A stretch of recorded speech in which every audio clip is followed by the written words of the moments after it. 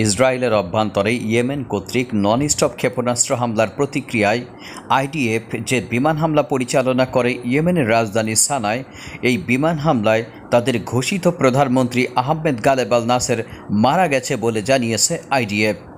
আইডিএফের তরফ থেকে আরও জানানো হয়েছে, তাদের মুখপাত্র থেকে শুরু করে আরও কয়েকজন উচ্চ পর্যায়ের মন্ত্রী এই হামলায় মারা গেছে। বন্ধুরা, এই হামলার মাধ্যমে ইয়েমেন এবং ইসরায়েলের মধ্যে বর্তমান হামলা পাল্টা হামলার ব্যাপারটি আরও উত্তপ্ত হয়ে উঠতে পারে। প্যালেস্টাইন এবং ইসরায়েল যুদ্ধটি শুরু হওয়ার পর থেকে নিয়মিত বিরতিতে ইয়েমেন ক্ষেপণাস্ত্র হামলা এবং আত্মঘাতী ড্রোন হামলার মাধ্যমে প্যালেস্টাইনদের সাথে সহমর্মিতা বা সমর্থন জানিয়ে ইসরায়েলে হামলা চালিয়ে আসছিল। বন্ধুরা, ইসরায়েলও সেখান থেকে বিমান হামলা চালাচ্ছিল হুতিদের বিভিন্ন টার্গেট লক্ষ্য করে, যেন তাদের আক্রমণের সক্ষমতা কমে যায়। গত বৃহস্পতিবারের এই হামলায় তাদের তরফ থেকে এই ক্ষয়ক্ষতি হয়েছে বলে জানানো হয়েছে। বন্ধুরা, ইরান সমর্থিত এই বিদ্রোহী গোষ্ঠীটি জানিয়েছে যে তাদের ঘোষিত প্রধানমন্ত্রী এবং আরও কয়েকজন মন্ত্রী শেষ হয়ে গেছে এই বিমান হামলার মাধ্যমে। মূলত তারা আশেপাশের উপসাগরীয় এলাকার সামরিক এবং বাণিজ্যিক জাহাজগুলোকেও টার্গেটে রূপান্তরিত করে যুদ্ধ শুরু হওয়ার, বিশেষ করে প্যালেস্টাইন এবং ইসরায়েল যুদ্ধটি শুরু হওয়ার পর থেকে এক প্রকার তাণ্ডব লীলা চালিয়ে আসছে ভূমধ্যসাগর, লোহিত সাগর, এডেন উপসাগর থেকে শুরু করে ভারত মহাসাগর পর্যন্ত।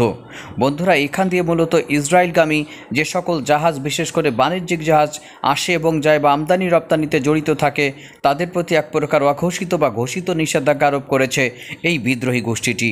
ফলে ইসরায়েলের যে 3টি বন্দর রয়েছে তার মধ্যে 2টি প্রায় অকার্যকর হওয়ার পথে রয়েছে। বন্ধুরা, তাদের হাত থেকে বাণিজ্যিক জাহাজগুলোকে রক্ষা করার জন্য উপসাগরীয় দেশগুলোকে নিয়ে একটি 10 সদস্য বিশিষ্ট নৌবাহিনীর জোট গঠন করা হয়েছিল এই অঞ্চলকে ঘিরে, যার উদ্দেশ্য ছিল মূলত বাণিজ্যিক রুটকে এমনভাবে পাহারা দেওয়া যেন হুতিদের এই ধরনের কার্যকলাপের কারণে কোনো দেশের বাণিজ্যিক বা যুদ্ধজাহাজ ক্ষতিগ্রস্ত না হয়। তবে এখনও পর্যন্ত তাদের ভয়াবহ আক্রমণে কমপক্ষে 100-রও বেশি জাহাজ ক্ষতিগ্রস্ত হয়েছে এবং ব্রিটেনের এক বা একাধিক জাহাজ সহ কয়েকটি জাহাজ তারা এখানে ডুবিয়ে দিয়েছে। এই বিদ্রোহী গোষ্ঠীটির হামলার মূল সমরাস্ত্র হলো আত্মঘাতী ড্রোন। বন্ধুরা, আত্মঘাতী ড্রোন এখন তারা আবার আন্ডার ওয়াটার ড্রোন ব্যবহার করা শুরু করেছে। ইরান থেকে সামগ্রিক সমরাস্ত্র সহায়তা ভিত্তিক অর্জন করে মূলত এগুলো দিয়েই তারা শক্তি প্রদর্শন করে এখান থেকে প্যালেস্টাইন 1-2 ক্ষেপণাস্ত্রের মাধ্যমে ইসরায়েলের একেবারে কেন্দ্রে আঘাত করে, আবার পার্শ্ববর্তী যে সকল উপসাগরীয় দেশগুলো রয়েছে এবং এখান দিয়ে যে সকল নৌপথগুলো রয়েছে, বিশ্বের অন্যতম ব্যস্ততাশীল এই নৌপথগুলোকে আবার ক্ষতিগ্রস্ত করার জন্য তারা আত্মঘাতী ড্রোন, ক্ষেপণাস্ত্র এবং আন্ডার ওয়াটার ড্রোনের মাধ্যমে মূলত এক প্রকার ত্রাসের রাজত্ব সৃষ্টি করেছে। রিয়েল টাইম ভিউতে এখান থেকে তারা তথ্য সংগ্রহ করে ইরানের মাধ্যমে। ইরান এই তথ্যগুলো দেওয়ার পর মূলত তারা তাদের ক্ষেপণাস্ত্র বা আত্মঘাতী ড্রোনের সার্চ করে। এভাবেই তারা এই অঞ্চলগুলোতে ইসরায়েলগামী এবং ইসরায়েল থেকে বহির্গামী জাহাজগুলোকে এক প্রকার বাধ্য করে তাদের কাছে পরিচয় দিতে, আর পরিচয় না দিলেই সেগুলো ইসরায়েলের সাথে সম্পৃক্ত জাহাজ বলে ধরে নিয়ে তাদের উপরে হামলা চালায়। বন্ধুরা, এই ধরনের পদ্ধতিতে এক প্রকার স্থবির হয়ে যায় এখান দিয়ে চলাচল বাণিজ্য, এবং এক হিসাবে দেখা গিয়েছে এখান দিয়ে প্রায় 70% নৌবাণিজ্য কমে গেছে শুধুমাত্র এই বিদ্রোহীদের হামলার কারণে। এবং এখানে এই কমে যাওয়ার কারণে অধিক রাস্তায় ঘুরে যাওয়ার ক্ষেত্রে রপ্তানি আমদানি সক্ষমতা কমে যাচ্ছে এবং রপ্তানি আমদানি ব্যয় বেড়ে যাচ্ছে প্রায় 70%-এর উপরে। বন্ধুরা, এই যখন অবস্থা, তখন আমেরিকা চিন্তা করে যে তাদেরকে যে কোনোভাবে দমাতে হবে বা থামাতে হবে। তখন মার্কিন যুক্তরাষ্ট্র একটি 10 সদস্য বিশিষ্ট নৌজোট গঠন করে ভূমধ্যসাগর, এডেন উপসাগর, লোহিত সাগর, ভারত মহাসাগরীয় অঞ্চলগুলোকে, বাণিজ্যিক জাহাজগুলোকে এক প্রকার সেফটি প্রদান করার জন্য তারাই জোট গঠন করে, কিন্তু তাতেও কোনো কিছু হয়নি।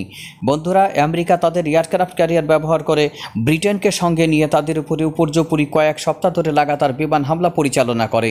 এই বিমান হামলা করতে গিয়ে মার্কিন যুক্তরাষ্ট্রের মেরিন ক্রপস তাদের 2টি F-16 ফাইটিং ফ্যালকন হারায় এবং এখনও পর্যন্ত প্রায় অনেকগুলো MQ-9 রিপার অ্যাটাক ড্রোন বা সার্ভিলেন্স ড্রোন তারা হারিয়েছে এবং MQ-9 রিপার এই ড্রোনগুলোকে তারা এই পর্যন্ত গুলি করে নামিয়েছে। অর্থাৎ তাদের কাছে যে ধরনের আকাশ প্রতিরক্ষা ব্যবস্থা রয়েছে সেটি দিয়ে তারা মার্কিন যুক্তরাষ্ট্রের F-16 ফাইটিং ফ্যালকনের বিরুদ্ধেও আকাশ প্রতিরক্ষা ভিত্তিক অস্ত্র ছুড়েছে। সুতরাং তাদের হাতে যে এখন এয়ার ডিফেন্সও পৌঁছে গেছে এটি মোটামুটি নিশ্চিত। আর এর মাধ্যমে তারা MQ-9 রিপারের মতো সার্ভিলেন্স এবং অ্যাটাক ড্রোনগুলোকেও ফেলে দিতে সক্ষম হচ্ছে। এগুলো মার্কিন যুক্তরাষ্ট্রের অ্যাটাক ড্রোন এবং সার্ভিলেন্সের অন্যতম মেরুদণ্ড বলা যেতে পারে। এদের উপরে বিমান হামলা পরিচালনা করার সময় মার্কিন যুক্তরাষ্ট্র দুটি F-18 সুপার হর্নেট যুদ্ধ বিমান হারায় অল্প সময়ের ব্যবধানে। বন্ধুরা, আস্তে আস্তে মার্কিন যুক্তরাষ্ট্র তাদের উপরে হামলা বন্ধ করে দেয়। এখনও পর্যন্ত এই গোষ্ঠীটি ইসরায়েলের উপরে নিয়মিত বিরতিতে হামলা চালিয়ে যাচ্ছে, আর ইসরায়েলও নিয়ম করে তাদের উপরে বিমান হামলা চালিয়ে যাচ্ছে। বন্ধুরা, এই বিমান হামলার মূল লক্ষ্য এবং উদ্দেশ্য থাকে তাদের জ্বালানি অবকাঠামো, বন্দর এবং তাদের যে সকল উচ্চপদস্থ নেতারা রয়েছে তারা। বন্ধুরা, জ্বালানি অবকাঠামো বন্ধ থেকে শুরু করে তাদের অস্ত্রের গোদাম, এগুলোকে লক্ষ্য করে ইসরায়েল নিয়মিত হামলা চালায় এবং আমেরিকাও হামলা চালিয়ে থাকে। তারপরও এখনও পর্যন্ত এদের পরিপূর্ণভাবে দমন করা সম্ভব হয়নি। বন্ধুরা, লাগাতার হামলার পরেও যে এদের শক্তি অটুট রয়েছে তার প্রমাণ কয়েকদিন আগেও তারা এক প্রকার নতুন অস্ত্র ছুড়েছে তেল আবিব লক্ষ্য করে।